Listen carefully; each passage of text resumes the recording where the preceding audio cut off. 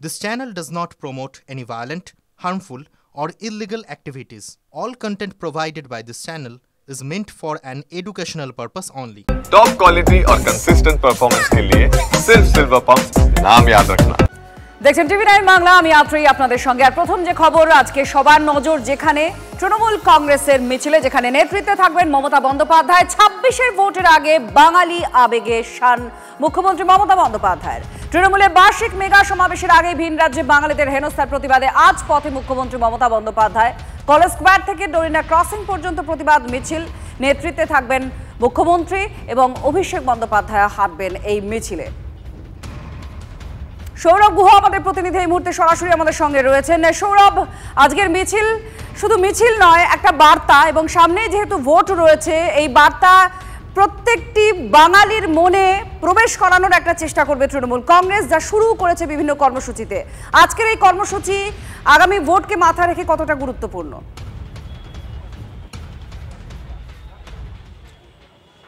আজকে প্রথমেই যে কথাটা বলে নেওয়া ভালো, তা হলো এই যে 22শে জানুয়ারি 2024-এর পর, এক বছরেরও বেশি সময় পর কলকাতার রাজপথে মমতা বন্দ্যোপাধ্যায় এবং অভিষেক বন্দ্যোপাধ্যায় একসঙ্গে পথ চলবেন কলেজ স্কোয়ার থেকে ডরিনা ক্রসিং পর্যন্ত। এই যেখানে দেখছো প্রতিবাদ সভা, যেখানে লেখা রয়েছে এই ডরিনা ক্রসিংয়ে এসে এই মিছিল, এই পদযাত্রাটি শেষ হবে। অত্যন্ত তাৎপর্যপূর্ণ, তার কারণ ভিন রাজ্যে, বিজেপি শাসিত রাজ্যে বাঙালি শ্রমিকদের হেনস্থা, বাংলা ভাষাভাষী মানুষকে বাংলাদেশি বলে চিহ্নিত করে হেনস্থা, এরই প্রতিবাদে কিন্তু আজকের এই মিছিল সংগঠিত করা হচ্ছে। তুমি খুব প্রাসঙ্গিকভাবে যে কথাটা উত্থাপন করলে, যে সামনেই 2026-এর বিধানসভা নির্বাচন। আমরা 2021-এ প্রথম দেখেছিলাম বাঙালি আবেগকে রাজনীতির মঞ্চে পুঁজি করেছিল তৃণমূল কংগ্রেস। বাংলা নিজের মেয়েকে চায়, এমন স্লোগানটা তারা দিয়েছিল। খুব স্বাভাবিকভাবে আজকে এ থেকে বলা যেতে পারে যে এই বাঙালি আবেগকে পুঁজি করে পথ চলা শুরু করলো তৃণমূল কংগ্রেস, যা ভোটের বাজারেও কিন্তু অত্যন্ত প্রাসঙ্গিক হয়ে উঠতে পারে। ঠিক, তুমি এখানেই তোমাকে একটু থামিয়ে পরবর্তী আরো একটি কর্মসূচির কথা জানাবো। সেটা হচ্ছে বিজেপির কর্মসূচি। বাঙালি অস্মিতা শান দিয়ে আজকে পথে যেমন মমতা বন্দ্যোপাধ্যায় নামছেন, তেমনি 1 ইঞ্চি জমি এ প্রসঙ্গে ছাড়তে নারাজ শুভেন্দু অধিকারী। তাদেরও কর্মসূচি আছে বিধানসভা চত্বরে। আমাদের সঙ্গে প্রদীপ্ত আমাদের প্রতিনিধি এই নিয়ে জানাচ্ছেন। প্রদীপ্ত, বিজেপিও আজকে কার্যত ময়দানে নামছে, তো কি করছেন তারা? তাদের স্লোগান কি হবে আজ? দেখো, বিজেপি পরিষদীয় দলের তরফে ঠিক দুপুর 2টোর সময়, অর্থাৎ মমতা বন্দ্যোপাধ্যায় যে সময় কলেজ স্ট্রিট থেকে হাঁটা শুরু করবেন, ঠিক সেই সময় বিজেপি পরিষদীয় দল তারা বিধানসভার গেটে বিক্ষোভ করবেন। নেতৃত্ব দেবেন বিরোধী দলনেতা শুভেন্দু অধিকারী, এবং তারপর তারা সেখান থেকে রাজ্যের মুখ্য নির্বাচনী আধিকারিকের দপ্তর, সেখানে যাবেন এবং এই ভোটার তালিকা সংশোধনের বিষয়টিকেও তারা তুলে ধরবেন।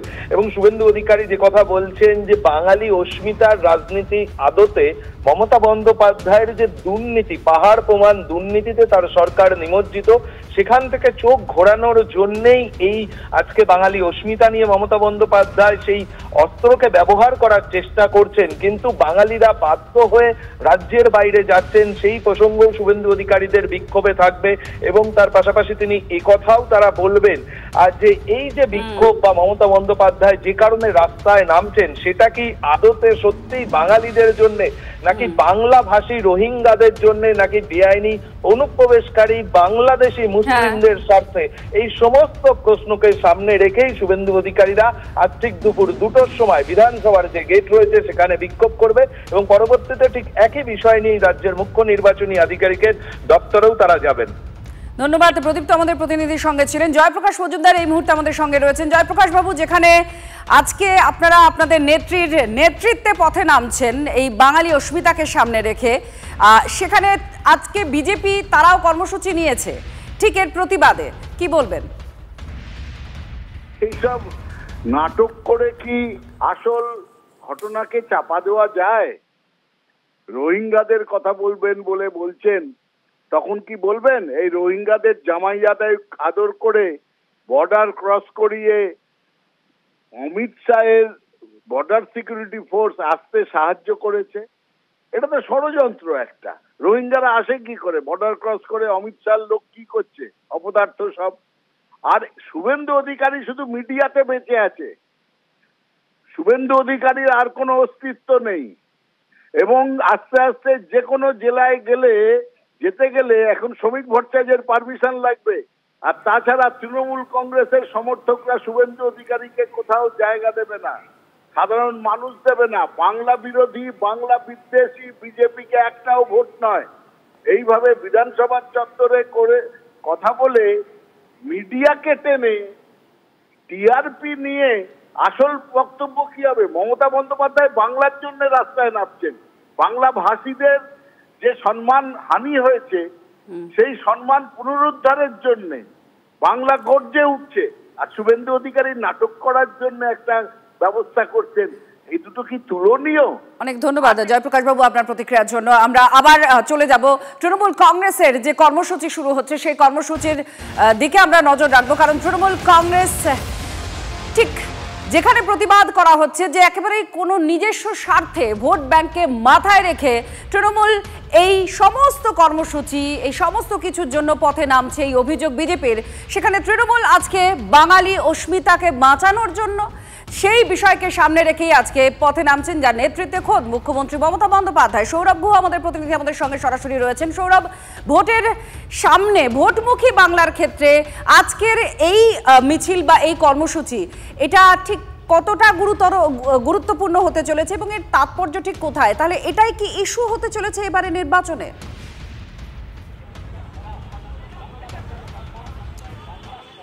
দেখো, তৃণমূল কংগ্রেসের অন্দরে কান পাতলেই যেটা শোনা যাচ্ছে যে 2017-18 সাল থেকেই ভিন রাজ্যে, বিশেষত বিজেপি শাসিত রাজ্যগুলিতে বাংলা ভাষায় যারা কথা বলছেন তাদেরকে বাংলাদেশি চিহ্নিত করে হেনস্থা করার প্রক্রিয়া শুরু হয়েছে।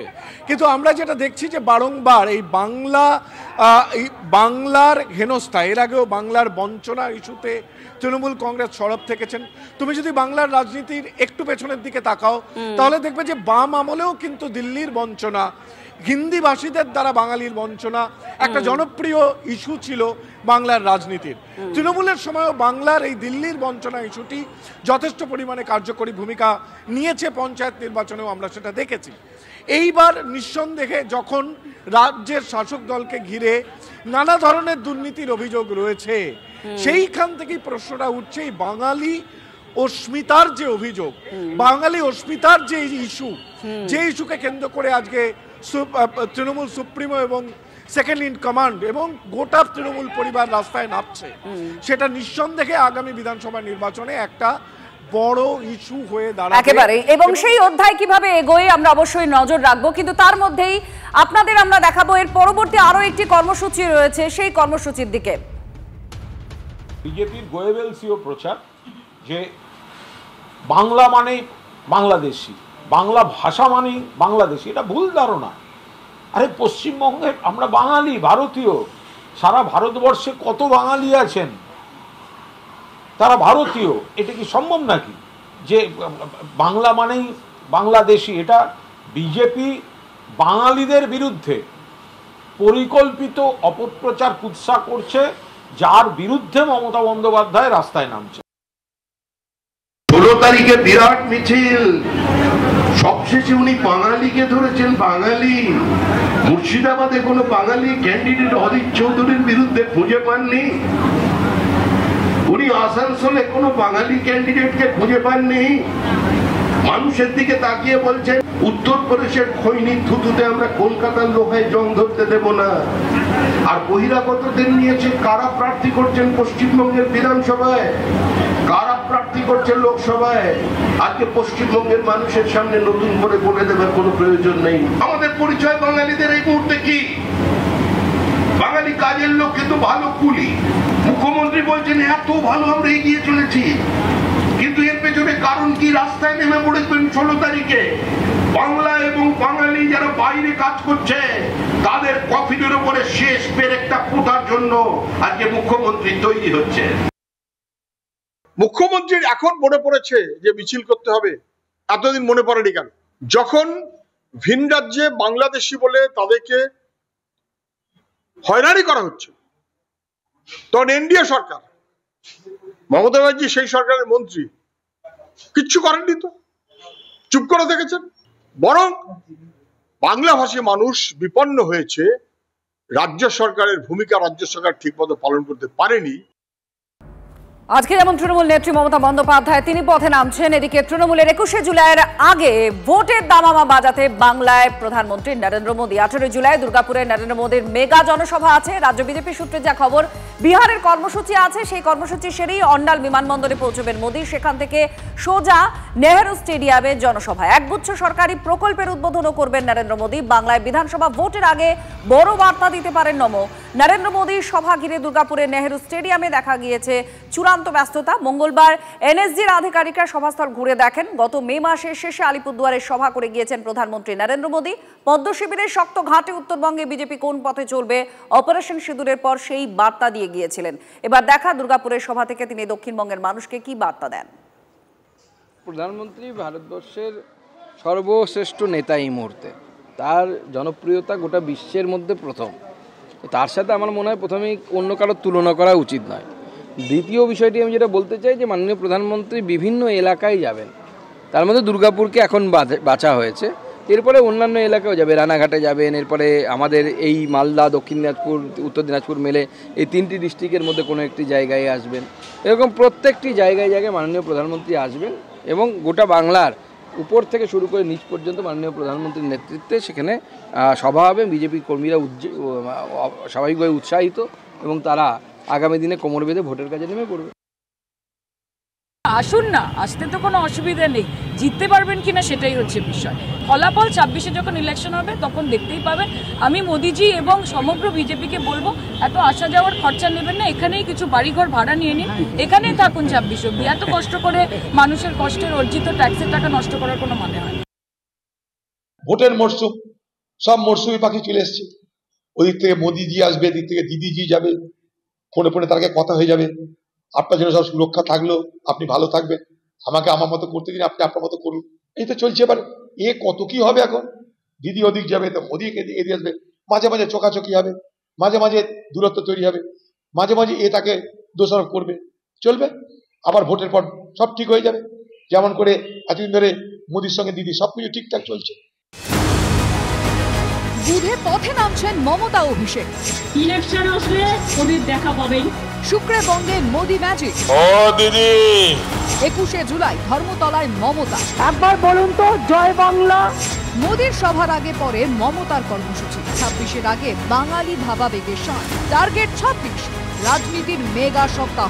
মমতাকে বলবো এর নাম নরেন্দ্র মোদি, না খাউঙ্গা না খানে দুঙ্গা। নন স্টপ কভারেজ শুধুমাত্র টিভি9 বাংলায়। বড় খবরের কভারেজের লিডার টিভি9 বাংলা। টিভি9 বাংলা, না দেখলেই নয়। ফের বাংলাদেশে বন্দী বাংলার মৎস্যজীবীরা বঙ্গোপসাগরে ইলিশ মাছ ধরতে গিয়ে গত রবিবার বাংলাদেশের জলসীমায় তারা ঢুকে পড়েন। এ রাজ্যে 2টো ট্রলার ঢুকে পড়ে, আর তারপরেই বাংলাদেশ সরকারের হাতে বন্দী এই মৎস্যজীবীরা। আমাদের সঙ্গে শুভেন্দু আমাদের প্রতিনিধি রয়েছেন। শুভেন্দু, স্থানীয় প্রশাসনের তরফ থেকে কি বলা হচ্ছে? পরিবার পরিজনরা কিছু বলছেন? তারা কোনোভাবে কোনো যোগাযোগ করতে পেরেছেন? দেখো, কাকদ্বীপ মৎস্যজীবী সংগঠনের পক্ষ থেকে তারা জেলা প্রশাসনকে জানিয়েছে, রাজ্য প্রশাসনকে মৌখিকভাবে জানিয়েছে। তবে এখনো পর্যন্ত মৎস্যজীবীদের সঠিক নাম পরিচয় বাংলাদেশ থেকে একটা তালিকা আসার পর তারা কিন্তু লিখিতভাবে জানাবে। তবে ইতিমধ্যে বাংলাদেশে ভারতীয় যে মৎস্যজীবী তারা কিন্তু কাকদ্বীপের গণেশপুর এবং কালীনগরের বাসিন্দা। গতকাল সেই 34 জন মৎস্যজীবীকে বাংলাদেশের আদালতে তোলা হয়েছিল। তাদের কিন্তু এখনো পর্যন্ত জেল হেফাজতে রয়েছে তারা, এবং তাদেরকে ফিরিয়ে নিয়ে আসার জন্য সমস্ত রকম প্রক্রিয়া শুরু করেছে মৎস্যজীবী সংগঠন। তবে ইতিমধ্যে এই সমস্ত মৎস্যজীবীদের পরিবারের লোকজনেরা উদ্বিগ্ন, কারণ তাদের পরিবারের একজন করে মৎস্যজীবী তাদের উপার্জনশীল, ফলে তারা কিন্তু বিপাকে পড়েছে। যেহেতু এই মৎস্যজীবীদের ফিরিয়ে না নিয়ে আসা হলে তারা কিন্তু হতান্তরে পড়বে, পরে তারা দুশ্চিন্তায় কাটছে তাদের দিন। এই সমস্ত একেবারে পরিবারের দুশ্চিন্তা খুব স্বাভাবিক, কিন্তু প্রশাসন উদ্যোগ নিয়েছে তাদের দেশে ফেরানোর জন্য। ধন্যবাদ।